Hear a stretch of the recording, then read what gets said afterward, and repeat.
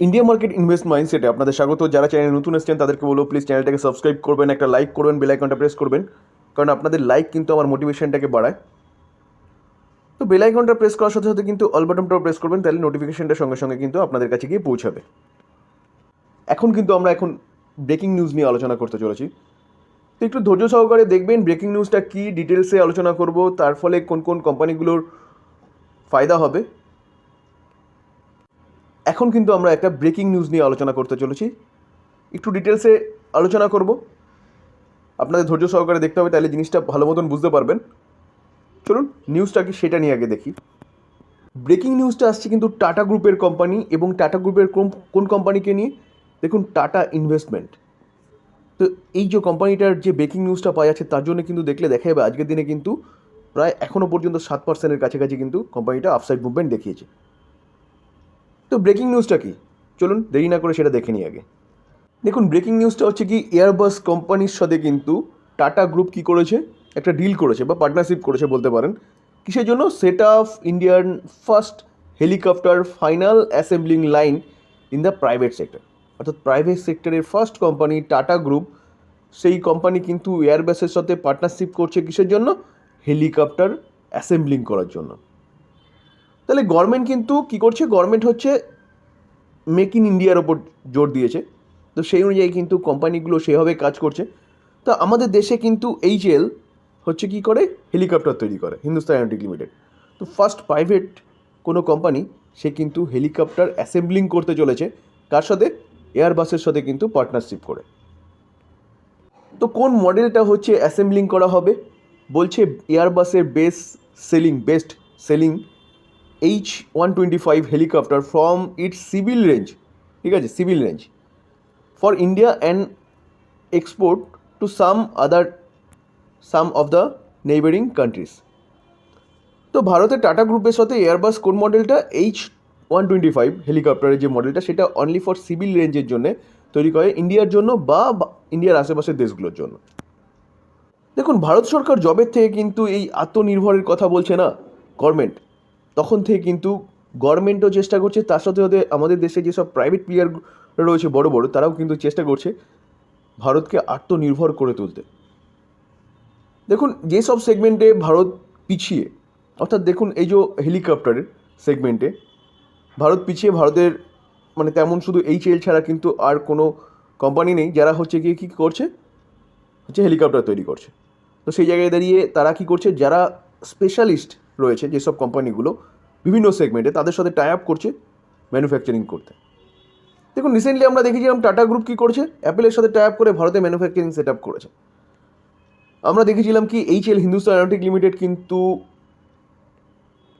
5th জেনারেশনের aircraft তৈরি করার জন্য যে আমেরিকার একটা কোম্পানির সাথে কিন্তু হচ্ছে টাই আপ করেছে, যে সেই দেশ হচ্ছে ইঞ্জিন ম্যানুফ্যাকচারিং করবে 5th জেনারেশনের, ঠিক আছে। তো এইভাবে দেখা গেছে যে যেই দেশগুলোর সাথে বা যেই দেশের যেই কোম্পানিগুলো স্পেশালিস্ট, সেই দেশের সেই কোম্পানিগুলোর সাথে কিন্তু টাই আপ করা হচ্ছে। তো সেই জায়গায় দাঁড়িয়ে ভারত কিন্তু অনেকটা এগিয়ে গেল হেলিকপ্টারের তৈরির দিক দিয়ে, টাটা গ্রুপ বলতে পারেন। এই যে খবরটা পাওয়া গেছে কবে, 26শে জানুয়ারি, যে ফ্রান্সের যে প্রেসিডেন্ট, তিনি যে আমাদের ভারতের দরে এসেছিল 26শে জানুয়ারিতে, রিপাবলিক ডে ছিল সেলিব্রেশনের জন্যে, দ্য চিফ গেস্ট হিসেবে। তো সেদিনকে আসার পরে কিন্তু এই নিউজটা পাওয়া গেছে। তো সেই জায়গায় দাঁড়িয়ে কিন্তু বলতে পারেন এটা কিন্তু একটা ভালো নিউজ টাটা গ্রুপের জন্যে। দেখুন বলা হচ্ছে গিয়ে কি, যে টেক 24 মান্থ হচ্ছে নিতে পারে, যে 24 মান্থ লাগতে পারে, সেটা কমও লাগতে পারে বা বেশিও লাগতে পারে। আপাতত অ্যাপ্রক্সিমেট বলা হচ্ছে যে first made in India H125 যে হেলিকপ্টার, সেটা কিন্তু ডেলিভার করতে, ঠিক আছে। তো এক্সপেক্ট করা হচ্ছে কি 2026-এর মধ্যে কিন্তু এটা তৈরি হয়ে যাবে। তো এবার কোন কোম্পানির ফায়দা হবে? টাটা ইনভেস্টমেন্ট যে কোম্পানিটা রয়েছে সেই কোম্পানিটার ফায়দা হবে। দেখুন আমরা যদি জিও, রিলায়েন্সে যদি দেখি, জিও যদি কিছু ভালো কিছু করে, জিও বা রিটেল সেগমেন্টে জিও রিলায়েন্স রিটেল যে রয়েছে, সেই কোম্পানি যদি ভালো পারফরমেন্স করে, তাহলে আমরা যারা রয়েছি মার্কেটে, তারা রিলায়েন্সের উপর ট্রেড করি, কারণ ইন্ডিভিজুয়ালি সেই কোম্পানিটা লিস্টেড নেই। তো সেই জায়গায় দাঁড়িয়ে কিন্তু এখানেও কিন্তু ইন্ডিভিজুয়ালি লিস্টেড নেই। তো এই কোম্পানিটা টাটা ইনভেস্টমেন্ট, কারণ টাটা সন্স হচ্ছে সবার প্যারেন্ট কোম্পানি, টাটা সন্সও লিস্টেড নেই, তো টাটা ইনভেস্টমেন্ট কিন্তু এখানে ফায়দা হবে, যার জন্য কিন্তু দেখলে দেখা যাচ্ছে কিন্তু কিছুটা হয়তো কমেছে, 5.77% এখন আপসাইড মুভমেন্ট দেখাচ্ছে কোম্পানিটা। তো এই কোম্পানিটা দিয়ে কিন্তু আপনারা নজর রাখতে পারেন, কারণ কোম্পানিটা ভালো কোম্পানি। দেখুন আমরা যদি রিটার্ন দেখি তাহলে দেখলে দেখা যাবে এক বছরে কোম্পানিটা কী করছে, 126% রিটার্ন দিয়েছে এক বছরে, ভাবতে পারছেন। আমরা যদি 5 বছরে রিটার্ন দেখি, দেখুন 5 বছরে 450%-এর ওপরে কিন্তু রিটার্ন দিয়েছে। দেখুন আরেকটা জিনিস কিন্তু এর পাশাপাশি আমাদের মাথার মধ্যে আসছে, অনেকে কমেন্টসে লিখেছেন যে কি ভারতবর্ষের একমাত্র একটাই প্লেয়ার ছিল যে হচ্ছে হেলিকপ্টার তৈরি করে, কে? Hindustan aeronautic limited. তাহলে কি হিন্দুস্তান অ্যারোনটিক লিমিটেডের কি বিজনেস কিছুটা ডাউন হবে? ওটাও আলোচনা করব। আগে এই টাটা ইনভেস্টমেন্ট কোম্পানি নিয়ে একটু আলোচনা করে নিই, কারণ কোম্পানিটা কিন্তু ফান্ডামেন্টালি স্ট্রং কোম্পানি। তারপরে আসছি, তো একটু ধৈর্য সহকারে আপনাদের দেখতে হবে। দেখুন আমরা যদি কোম্পানিটার মার্কেট ক্যাপ দেখি তাহলে 24,000 করোড় কোম্পানিটার মার্কেট ক্যাপ, অর্থাৎ কোম্পানিটা কিন্তু মিড ক্যাপ ক্যাটাগরির কোম্পানি। কোম্পানিটার পি রেশিও দেখুন 75, একটু হাই রয়েছে পি রেশিও। আমরা যদি রিটার্ন অন ক্যাপিটাল এমপ্লয় এবং রিটার্ন অন ইকুইটি দেখি তাহলে খুবই কমই রয়েছে। ফেস ভ্যালু দেখলে দেখা যাবে কোম্পানিটার কত, ফেস ভ্যালু হচ্ছে 10। দেখুন রিটার্ন অন ইকুইটি এবং রিটার্ন অন ক্যাপিটাল এমপ্লয় কম থাকার কারণ হচ্ছে যে কোম্পানিটা কিন্তু ইন্ডিভিজুয়ালি কোনো বিজনেস করে না, কোম্পানি ইনভেস্টমেন্ট করে। তো টাটা গ্রুপের যতগুলো কোম্পানি রয়েছে ততগুলো কোম্পানির মধ্যে কিন্তু এই কোম্পানিটা স্টেক রয়েছে।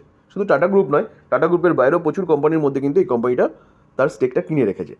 তো সেই জন্যে এই দুটো কিন্তু কম আছে।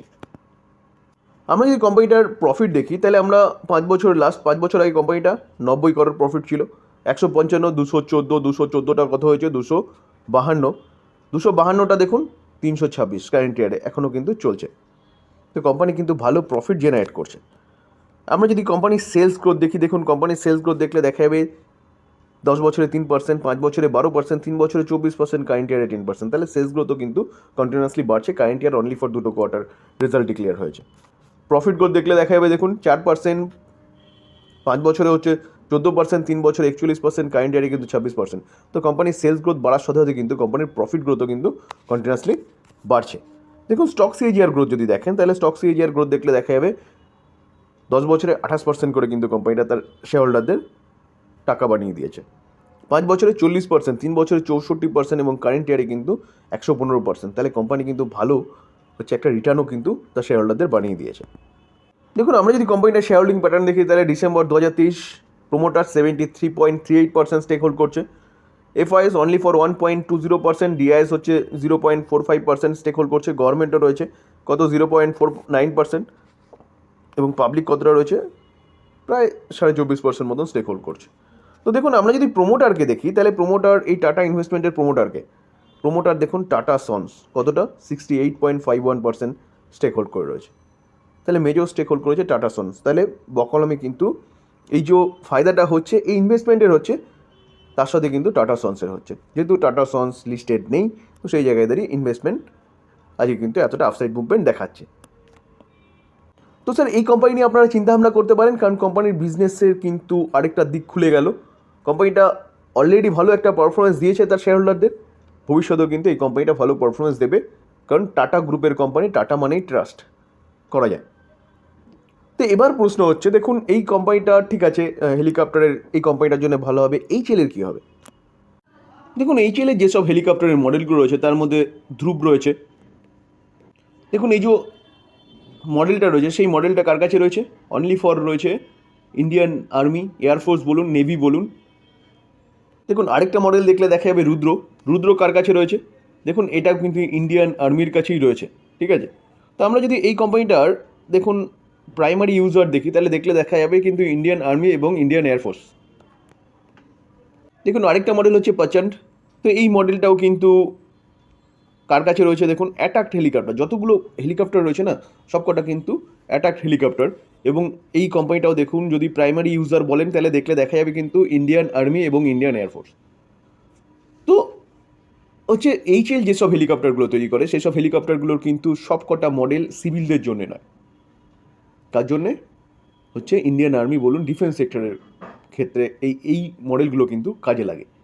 সেটা ইন্ডিয়ান আর্মি বলুন, এয়ারফোর্স বলুন, নেভি বলুন, এইসব হচ্ছে মডেলগুলো কিন্তু ইউজ করে। আর টাটা গ্রুপের কোম্পানিকে দেখলে দেখা যাবে সেই কোম্পানিটা যে হেলিকপ্টার তৈরি করতে চলেছে সেই হেলিকপ্টার কিন্তু সিভিলদের জন্য। তো সেই জায়গায় দাঁড়িয়ে দুটো কোম্পানির বিজনেস কিন্তু টোটালি আলাদা। এবং এই যে কোম্পানিটা এইচএল, এই কোম্পানিটা যে শুধু হেলিকপ্টার তৈরি করছে এরকম ব্যাপার নয়।